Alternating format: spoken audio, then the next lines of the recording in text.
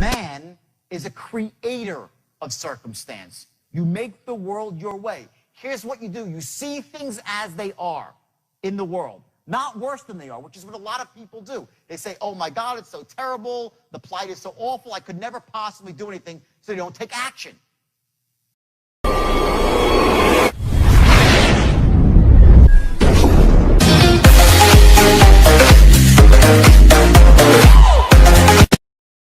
Let's get started right now. Module 1, which is Introduction to the Straight Line. I want you to watch the DVD, take your notes, and I'll see you on the other side.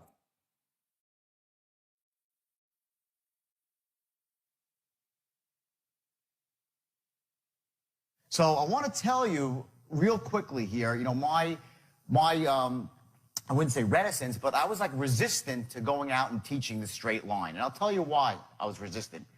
Is because if it's used the wrong way, it can be really evil and manipulative. You get people to do things they shouldn't do, to buy things they shouldn't buy. It's very, very manipulative if it's used the wrong way. I could take any person, just, any human being with a straight line, and I want to just draw it for you real quick, just so you know what it is, something you're going to see a lot of in the next 2 days. And literally, I promise you this, I don't care if you're the best salesman in the world. Some of you are on a scale of 1 to 10.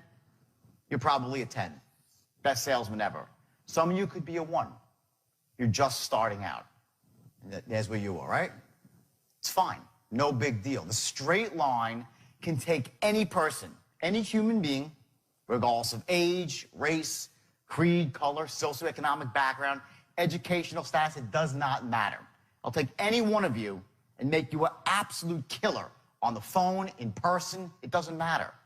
That's what the straight line does. And when I invented it back in 1988, I had the greatest intentions. I really did. I wanted to take young kids that were 18, 19 years old with zero sales experience, and my goal was to take them, make them into killers. And I came up with this visual. Just want you to take a look at it. And this is the straight line. It's as simple as that. And what it basically is, it's goal-oriented selling.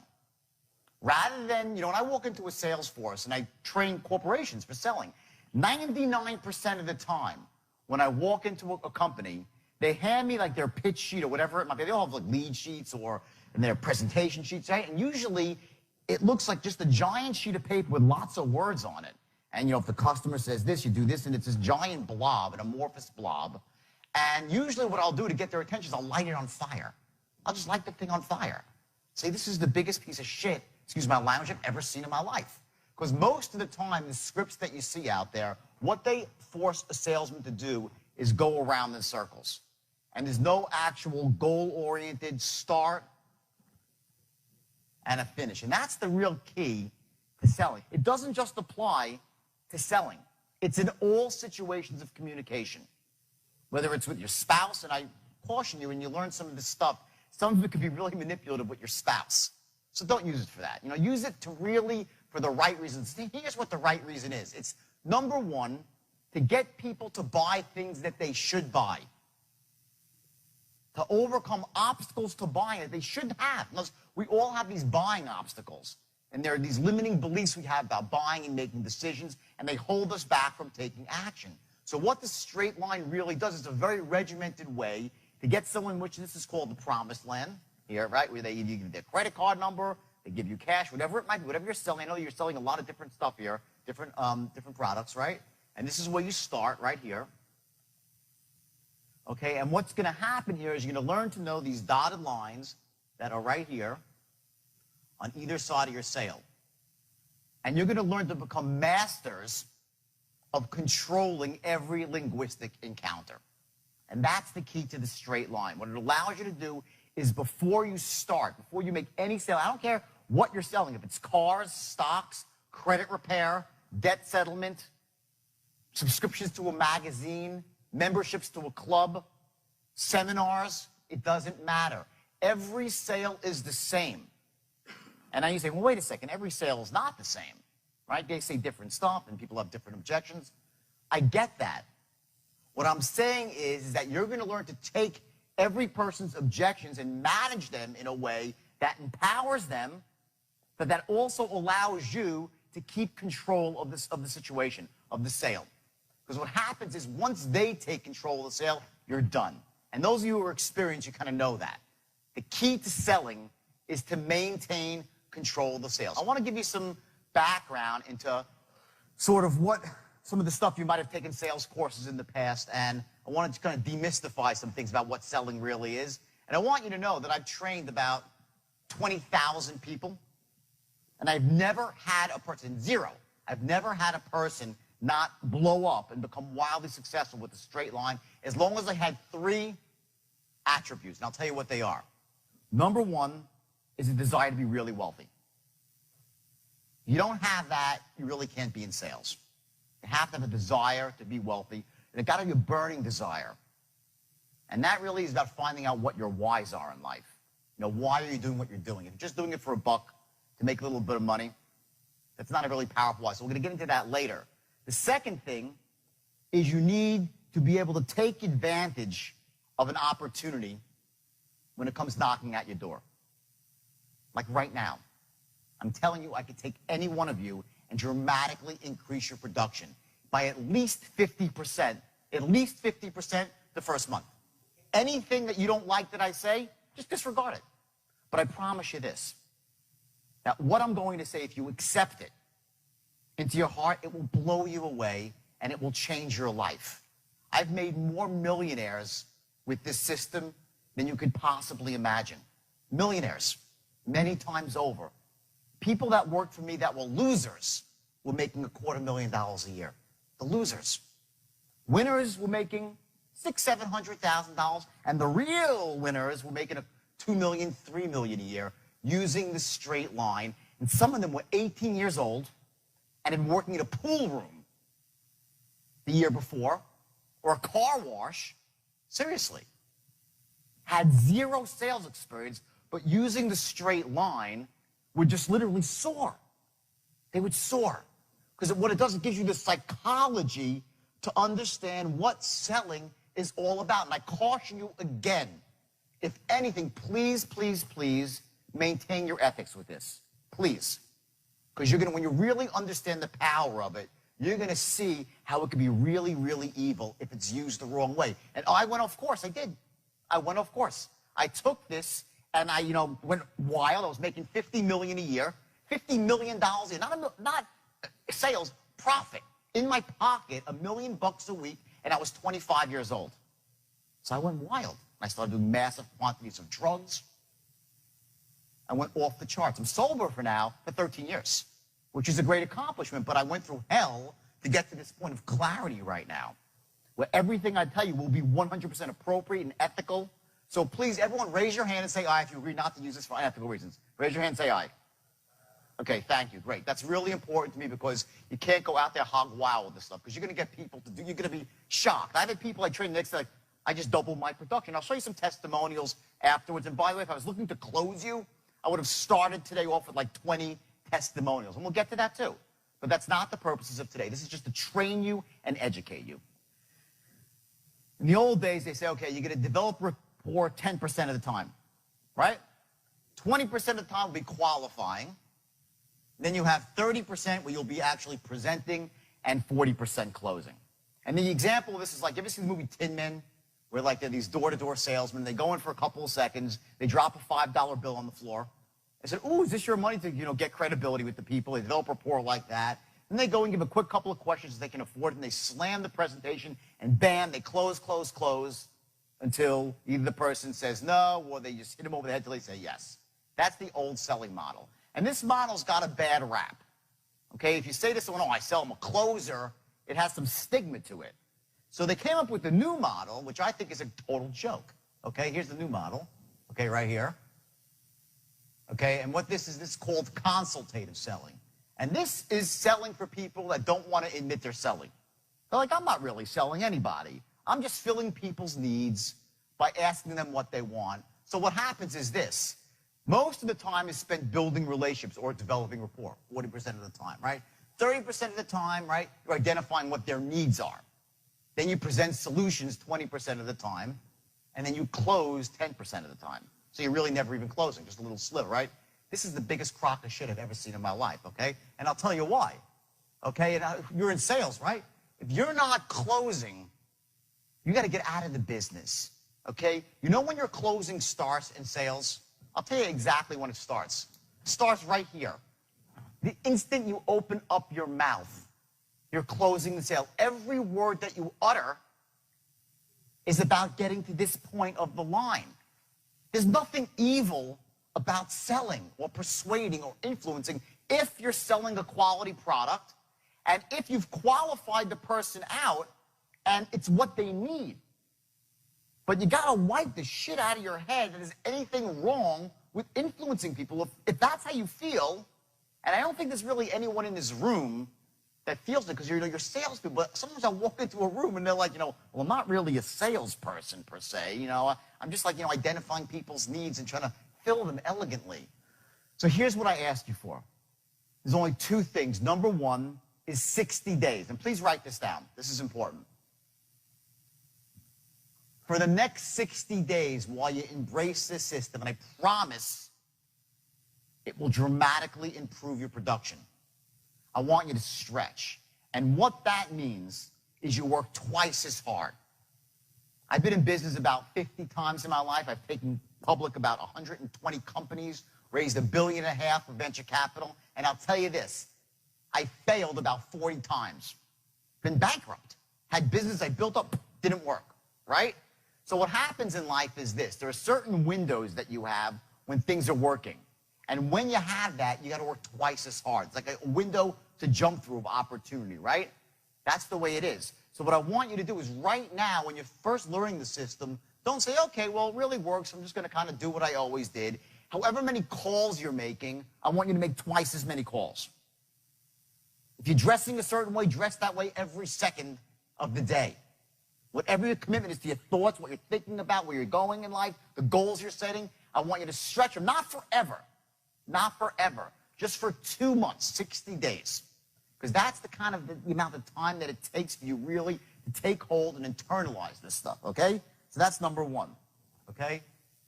Ethical guidelines. This is the second thing. And I said it again, and I said before, I'll say it again, okay? Number one, okay, do not pressure a client to do something they should not do. Write that down, please, and ensconce it indelibly in your mind. And in about 2 hours, you'll say, I know why he's saying that now.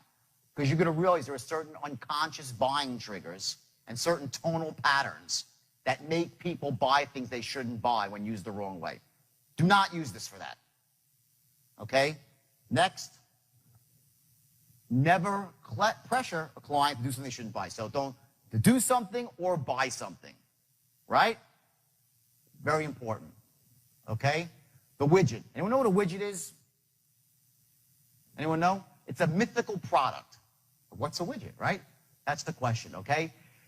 When we were in school, they taught us about widgets in economics. What a widget is if you want to make a model of something, what you do is you come up with a basic overall model. It doesn't really matter what the product is, but you can then take the product through all layers of production, through producing it, through distributing it, selling it, marketing it, right? The old widget, okay? So here's the challenge that I face when I deal with a group of diverse people, because you're all from different industries. Rather than coming up with because I need to have a script here that I take you through for tonal patterns. So rather than taking from, for credit repair or auto sales or stocks or bonds, what I did is I created a generic script for you. And it's for some product that's really, really difficult to sell. So what we're going to be doing for the next 2 days is I want you to pretend right now you're selling not what you're selling day to day. You're selling a generic product.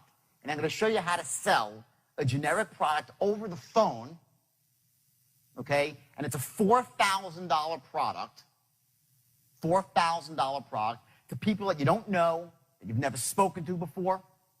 And basically, you're going to have 4 seconds to capture their imagination and 1 call to close the sale. Now, just so you know, the reason I picked this kind of product, it's like being trained to be a Navy SEAL. Right? Once you go through this rigorous training, everything else seems pretty easy, right? So my goal is to show you how to sell something right now that is really, really hard to sell. And then you'll say, geez, wow, I can sell that. So when you go back to selling whatever it is, a $90 product to get them into a funnel or a $300, whatever it might be, it's going to seem really, really easy. Because the techniques to sell, it doesn't matter. You could be selling anything. Okay? So we're going to pick a product. What it is, it's a seminar, actually. And it's a training that I did in England, where I was training this company. I walked in, and it was the worst sales force in history. I'm dysfunctional on every level. The manager was ripping off the boss. So he was like kicking back and like looking at the racing charts. The manager, okay? The salespeople were running hog wild. They were closing, I think, 30 sales a month. 30 sales a month. And they had the worst scripts ever. And I went in, I trained them for 2.5 days. And the next month, in that month, they closed 112 sales. They went 400%. And just it was 3 weeks. And now I think the company tripled, up 300% over 6 months by switching from what they were doing, which was crap, to the straight line. I wrote every script for them. I showed them how to manage the sale, the whole 9 yards, okay? So we're going to take that product, a seminar company, okay, just to give you some basis here to insert yourself in. So what I want you to do is please play full out, though, because I'm going to actually show you some very powerful stuff with tonal patterns. So it's very important that when you're going through this, you really ignite within us. And sometimes you have one of those days, right, where you're really, really on. And sometimes you're really, really off. You go, I can't believe I said that. I can't believe I did that. I'm such an idiot, right? We have those moments. We just can't close a door. Other days, we're just on the money. Everything we say is perfect. My goal is I want to show you how to ignite those feelings, those emotions from when you're really, really on, and show you what it was that you were doing on those particular days, the way you were speaking, the way you were moving, the patterns, the language patterns you were running. So we're going to do that, but I'm going to actually make you sell right in the room so you actually feel it. It's very powerful, okay? So real quick, here's the system, okay? Straight line system, okay? It's goal-oriented versus random conversations. That's the key, okay? You're not picking up a phone or going face-to-face for your health. You're there for one reason, to close. I'll tell you, I have a son. He's the greatest kid in the world, right? A great soccer player. He's fabulous. He's 14 years old. Since the time he was 9, he was an unbelievable soccer player.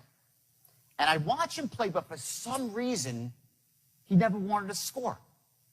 I was like, look at the fucking goal card. Look at the goal. Just look at the goal. And it wasn't what he was doing. He was a great playmaker and a passer, and that's great.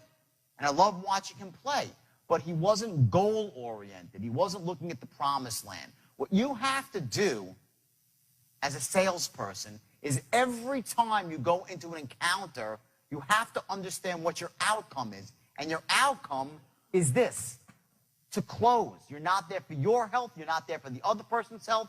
You are there to close. It is as simple as that. And that one distinction, by the way, when you walk into a room, to understand why you're really there, not to make friends. Listen, I'm sure they're nice people that you're selling, right? They're great people, but we all have a lot of friends. We're not looking for new ones. Okay, you're there to make money. You're there to close, okay? So this is goal-oriented selling, okay? There are 3 tenets to the straight line that you need to know. Very, very basic. Number 1, you're going to develop instant rapport on both a conscious and an unconscious level. I'm going to show you how to do that. More powerful is the unconscious level. And just so you know what rapport is not, the biggest mistake I see novice salespeople make when they go to meet somebody, if they walk into an office and there's a fish on the wall, they'll talk about the fish. No one cares about the damn fish, okay? When you go into someone's office, developing rapport is not about just playing into what their life is all about. If he says he was in a hunting trip in, North Carolina or South Carolina, you don't say, oh, really? Tell me all about the hunting trip. Next thing you know, you're talking about crocodiles and alligators, whatever else is in the Carolinas, right? And what's going on in this hunting trip. That's not how you develop rapport with somebody. You develop rapport with someone when they realize that you're an expert. Instantly. When they realize that you're a person that can help them achieve goals. Instantly. That's how you develop rapport. You develop rapport when they know you care. Not about their stupid story. And I'm sure the story's fine, but that's not what makes people want to do business with you. It's when they know that you can help them achieve their goals and, most importantly, take control of your life. So number 1, you're going to learn in the first 4 seconds to develop instant unconscious rapport, which will then turn to conscious rapport. Number 2, okay, you're going to learn to gather intelligence. There are certain specific questions that you need to ask somebody. And they're slightly different based on what you're selling. But the problem with a lot of salespeople is they talk a lot more than they listen. Asking questions, the right questions, not any questions, the right questions, is crucial to understanding exactly what your client's needs are. So again, I'm not like one of these hard-selling people. It's like, just barrel through it. No, this is elegant. It is elegant. Okay? But it happens in a very logical way. And each time you do it, what you're doing is this. If you start off here, each thing that you do takes you slightly down the line. You're always moving forward, pushing forward in your sale, rather than just spiraling out of control like most novice salespeople do. And anyone here a sales manager? Anyone a manager? Great. We got 1, 2, 4, 5. Great. This is manna from heaven for a sales manager, because it allows you to take new people that have no experience and actually show them the concept of moving a sale forward. So, you can develop rapport and be moving towards the close at the same time. You can answer an objection and be moving towards the close at the same time. Everyone get this? It's not one or. That's why I said those things are crap. It's not like you say, okay, I'm going to spend 32 seconds developing rapport. Done. I'm done developing rapport. You're developing rapport when the guy is writing out when he's signing the order, you're still developing rapport. It never ends. You're still qualifying the guy, even after he said yes. Because then you're trying to find out what his aliveness is, and I'll get into that later. So after the sale, you can develop a customer for life. There is no pie chart of it starts here in the press. It's all the same. Okay? You're starting off here. You're looking to go here. This is the promised land, and every single word out of your mouth has to be deliberate. It has to be looking to get you to here, to get the guy what he wants so you can get paid. Now, understand this. If you're qualifying the guy and your product does not suit his need, what are you going to do? You're going to push him? No. You end the encounter. That's the key. In other words, when you're qualifying somebody, you don't want to be pitching unqualified people. You don't want to be slamming unqualified people closed. And if your product, by the way, isn't good for them, try to find them one that is. Send them to your competitor. That's what it takes. That's what it's not about just slamming anybody closed. And it can be, and I used it that way, and I paid the price emotionally with my freedom, money. But if you use a straight line the right way, you will just get filthy rich in a really, really short period of time. Okay, so that's number 2, is to gather intelligence. Number 3 is controlling the sale by keeping it on the line and moving it from here to here. Now, you see I drew these 2 dotted lines above and below. Okay? So let me just explain to you real quick exactly what this means, and then we'll move forward. The straight line represents the perfect sale. That means everything went exactly right. You walked in the door, they loved you, or you're on the phone, they said, oh yeah, everything's great, and you asked them if they were interested. Yes, I'd love to hear. Great. You tell them what your product's about. Oh my God, it sounds wonderful. You say, listen, it costs X dollars. Great. How do I get started? How often does that happen? Right? Not too often. That's the perfect sale on the line. Okay? What happens more often than not, though, okay, is that you try to move down the line, and you keep going, and he keeps trying to get you off the line out here into Pluto. He doesn't say what you want. He doesn't follow your preconceived notion about what the sale should be. And you're sitting there trying to, like, you're like, it's like you're like a Dutchman sticking your finger in the dike trying to stop all the leaks, right? Rather than realizing that before you even start the sale, before you walk in the door, before you pick up the phone, before anything starts, you realize that A, your goal is to keep it from here to go to here on the line.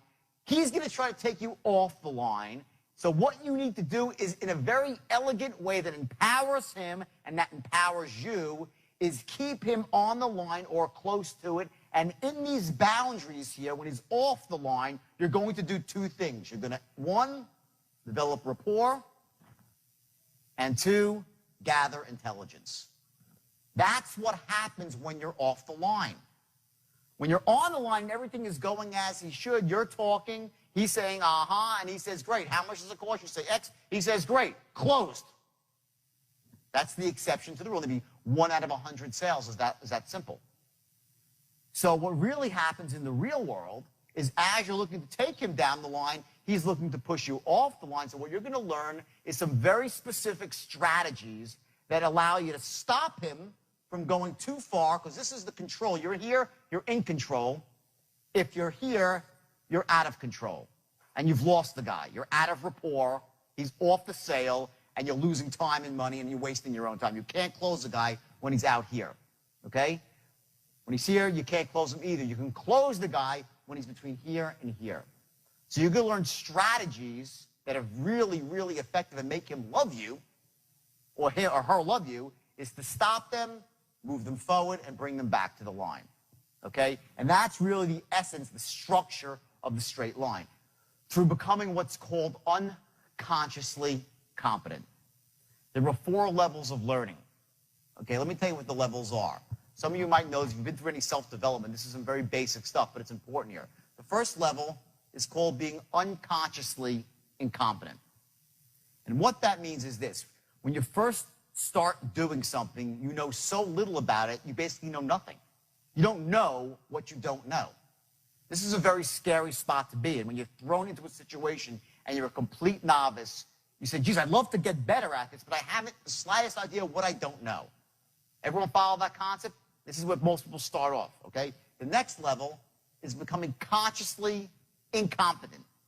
That means that you're like, Jesus Christ, I don't know anything. You're like, there's this, there's that, there's that. There's all these strategies. They all sound great. I don't know them. That's the next level. Next level above that is called being consciously competent. Consciously competent means that you're good at something, but you can't really do it with your eyes closed yet. You're good, but it requires all your focus and your mental energy. Like, remember when we were kids growing up, you only had to tie your shoe. In the beginning, you're like, tie your shoe, like, you're putting your things across, and someone says, excuse me, like, don't interrupt me. You can't tie your shoe and have a conversation at the same time, right? That's when you're consciously competent in something. It requires all your conscious focus. The next level above that is called being unconscious competence.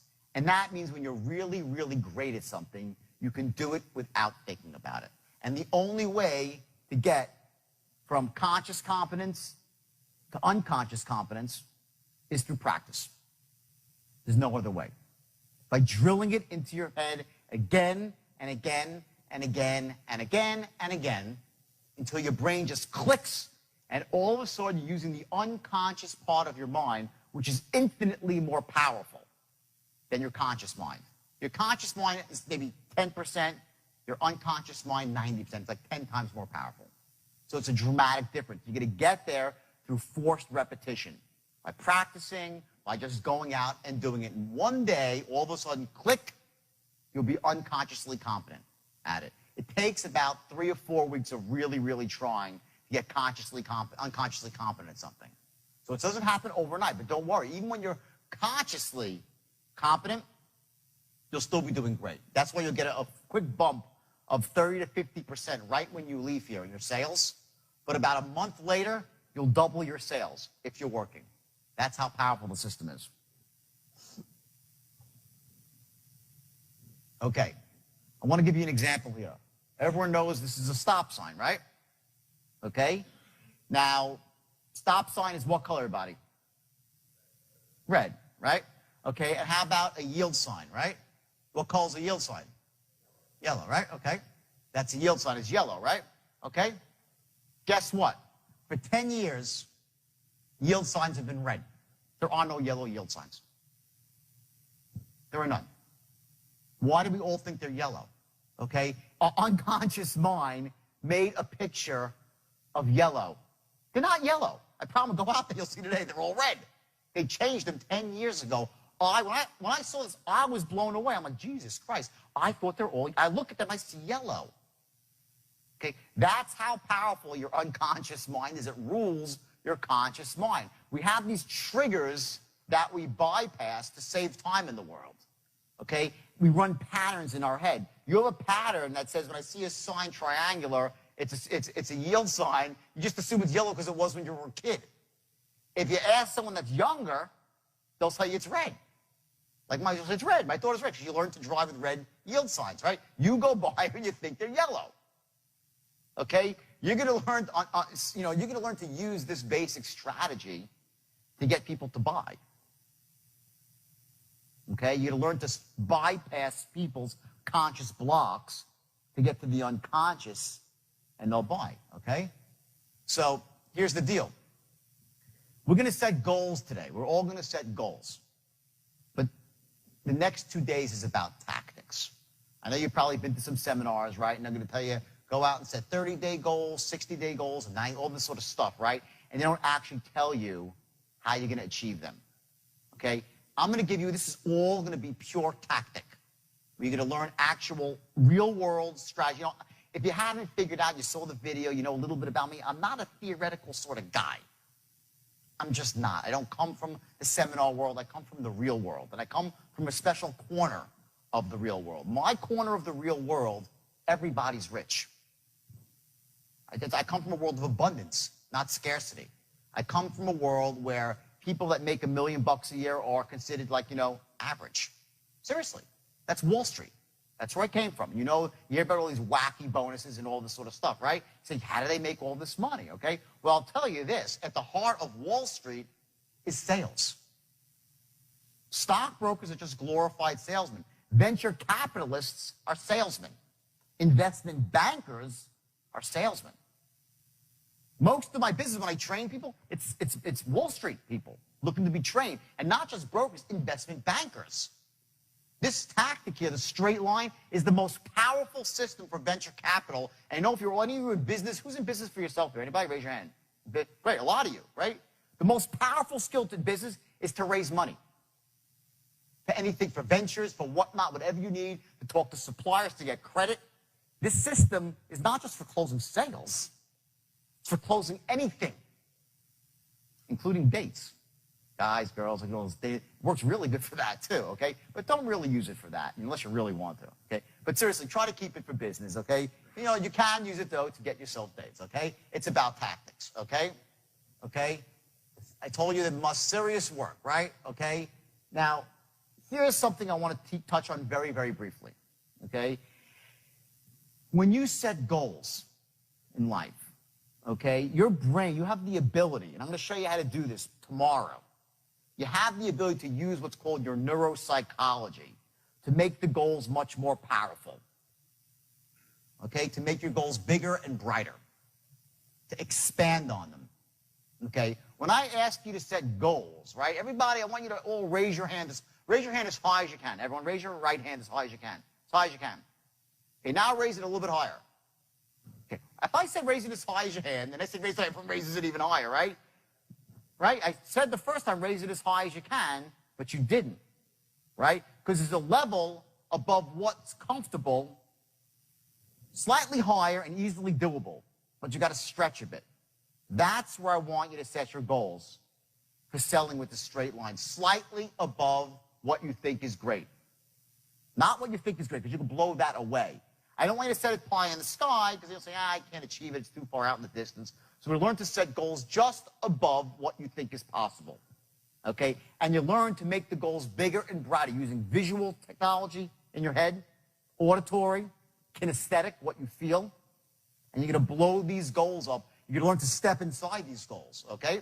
Meaning you're going to associate into your goal, and you can learn to run what's called positive thinking language patterns, okay? This is called self-talk.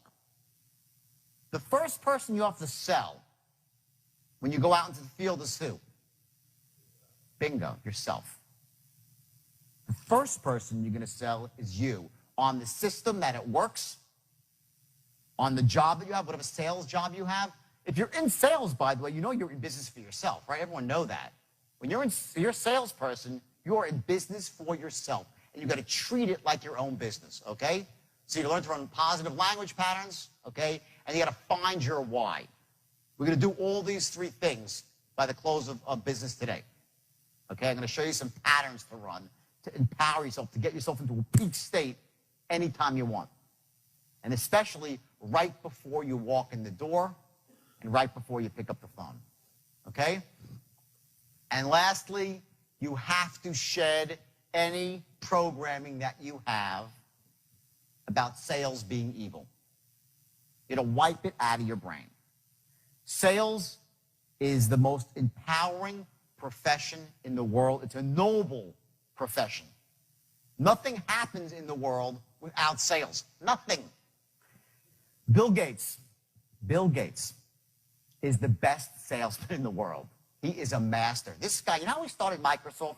He sold a company called Altair Computers to buy his program, which he did not have. He did not have the program that ultimately became Microsoft Windows. He didn't have it. He sold to them and then said, shit, now we got to go find it, right? Then they sold some local guy who had it, and they bought it from him on the sly, like they didn't pay him. Hey, can we buy it? They bought it from him.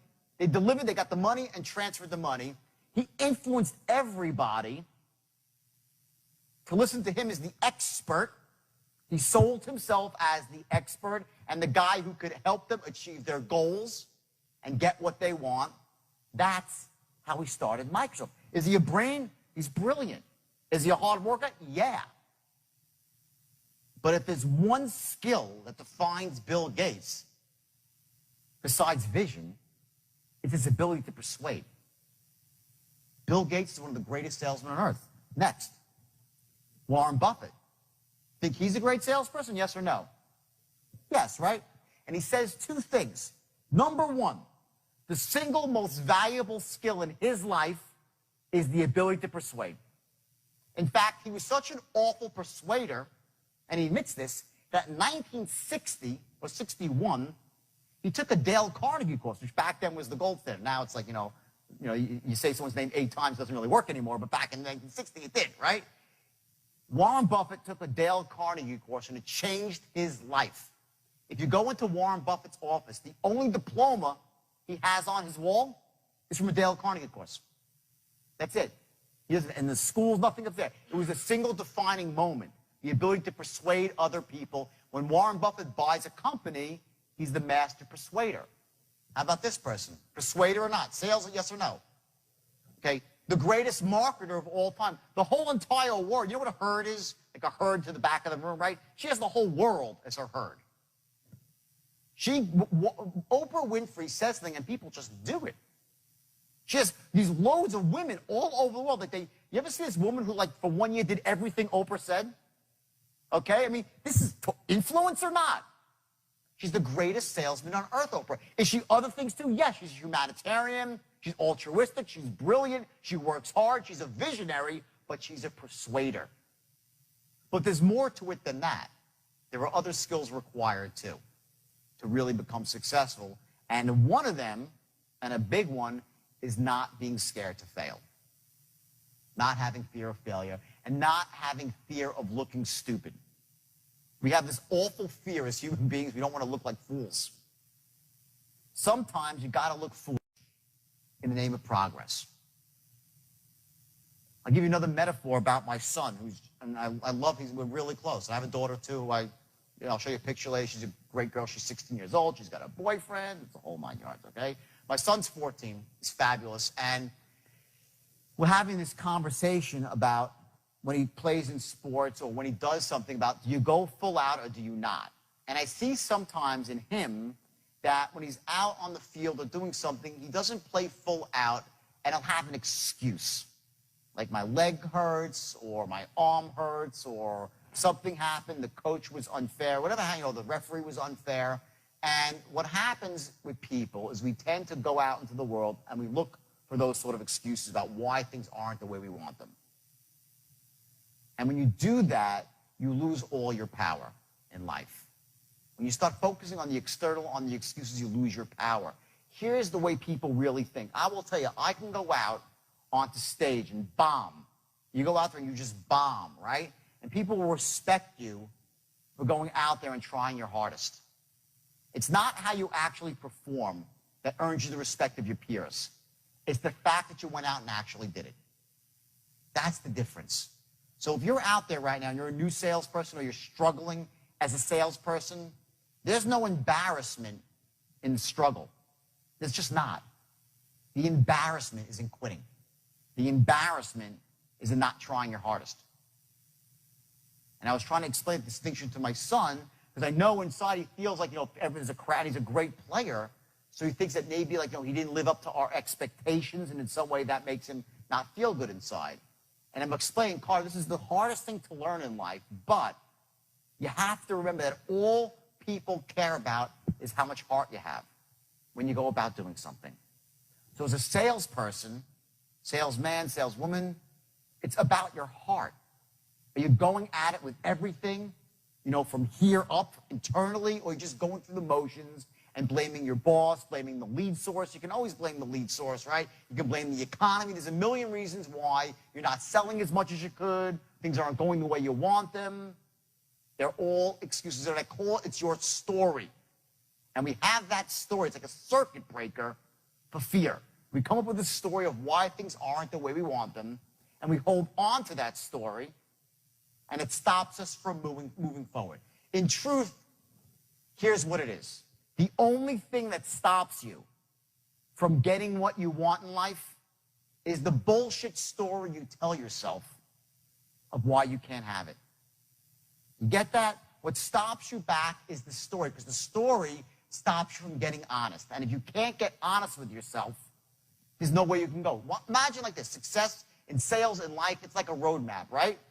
You know where you want to go, and you have this perfect strategy, the straight line to get there. It's a perfect strategy. It's going to get you there every single time.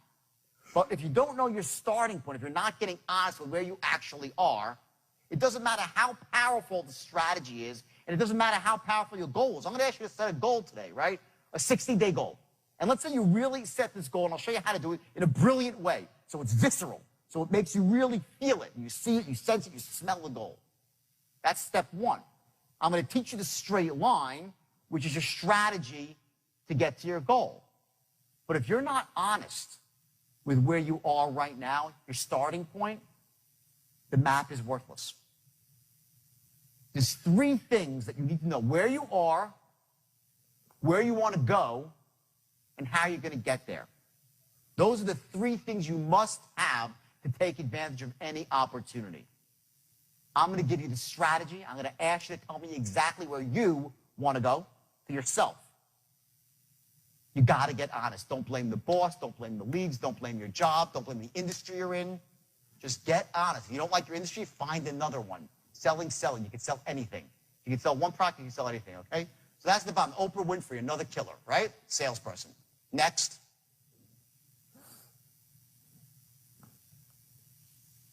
Two types of people, okay? And this is great for salespeople, okay? Those who get everything they want in life. Those people are influencers. They get a vision in their mind, they step into that vision, and they go for it. And they get what they want in life. As simple as that. That group is 5% of the world. And those are rich people. Very simply, successful people. The people that get what they want in life. They live life empowered. Then you have the other 95% who get nothing. They are creatures of circumstances. You know what a creature of circumstances? It's someone that goes through life thinking that life happens to them. That's a creature of... You're not creatures of circumstance. Man is a creator of circumstance. You make the world your way. Here's what you do. You see things as they are in the world, not worse than they are, which is what a lot of people do. They say, oh my God, it's so terrible. The plight is so awful. I could never possibly do anything, so they don't take action. They see things worse than they are. And you get paralyzed with fear, saying it's too hard, there's no way out. So see things as they are, not worse than they are, and then see them better than they are, and you make them that way, and that's your goal, your vision for the future. So welcome to The Straight Line. Glad to have you on board and on the path to wealth and success and to be a master of persuasion and influence. I will tell you this, maybe you're still a little bit skeptical, and I get that. You know, when we embrace something new for the first time, we have a tendency, that voice in the back of our heads, to say it won't work. Maybe it works for everybody else, but not us, and I get that. And what that really is, it's the fact that at this level of learning, you've just become unconsciously competent, where now you know there's a lot of stuff that you need to know. Before, you were unconsciously incompetent. You didn't know what you needed to know. So we're at that second level now, and it's a bit scary sometimes. And I think I've used the metaphor in the past of what a baby does when it learns to walk. And, you know, of course, the baby doesn't start to walk on the first couple of tries. Probably takes him 50, 100, or 200 tries. And even when he does walk, he's doing the old Frankenstein walk. But the baby doesn't care. The baby knows it's not supposed to look perfect the first time. But, of course, soon enough, the baby's running, and it looks perfect. Somewhere along the way, most of us lost that, and we think we're supposed to be perfect at things the first time. That's not true. You can make mistakes, and people will respect you more afterwards because you overcame those early challenges and embraced something that helped you really soar to a new level of wealth and success. So here is something very important I want to share with you right now, and that's the ability now to leverage what you just learned and bring it out into the real world. So I want you to take 2 actions right now in the real world based on what you just learned. Not 100 actions, not 50, just 2. Something that you saw that made sense to you specifically, I want you to act on it right now. Or tomorrow, if it's nighttime and you go out into the field, whatever you're doing, I want you to learn to take these skills that you've just heard and you visualized it, but take them now into the real world. So you've done something very important. You don't know it, but here's what it is. Not only did you commit to taking action by opening up this box and putting the DVD in the player, but you've actually taken action by watching the whole thing, going through the workbook. That's huge. So just that alone right now puts you at a much higher level than most people, because most people never even take any action. They talk about taking action, they'll write down things about taking action, but they don't ever take action. So I want you to now parlay what you just did and take 2 actions in the real world, whatever they are, and I want you to, don't care how you look. If you know you're a little bit lumbering over them, it's perfectly understandable. Pretty soon, it'll be elegant. You'll do it second nature. And the second thing I want you to do is I want you to write down what your whys are in life. Why is this important to you? Why do you want to learn to master the art of persuasion and influence? What's it going to give you? Not just money. Let me tell you something. Money, you're going to see once you master the straight line, money will roll in avalanches of abundance. That's how it is. And just so you know, I've done this with, like I said, 12,000 people over the years. They all became million-dollar producers and went on to become very wealthy people in the real world, a variety of businesses. So the money's easy. What I want you to focus on now is the why at a higher level. You know, what is it that you would do with the money? Who are the people that you can help? The people especially you love and can help. Is it your children, putting aside money for a college fund? Is it buying a house that you've always dreamed of? Is it, you know, retiring your parents? Is it donating to charities that are worthy and that need money? The whys that you have in your life are what really allow you to transcend just being a goal setter to being a visionary, to knowing at a higher level what you're really looking to accomplish, what turns you on here and makes you jump out of bed in the morning. I'll tell you real quickly before I let you go back to the next DVD. When I was in jail and I was at the worst and the lowest point of my life, I had my whys, and those were the faces of my children. I knew that if I gave up then, I would disappoint my children. I would never be a father for them they could look up to as a role model. And that's what allowed me more than anything was to fight through all that negativity and the boredom and the tediousness of being locked away, and actually propelled me to sitting down and writing my first book, because I refused to give up because I had my why. And I also had a level of excellence that I held myself to, my standards for living. I would not give up. I did whatever it took because I knew my why. So write down your whys tonight. Take those 2 actions tomorrow, and believe me, you'll be glad you did. You'll see huge results. So now let's move on to Module 2, and let's rock and roll. See you soon.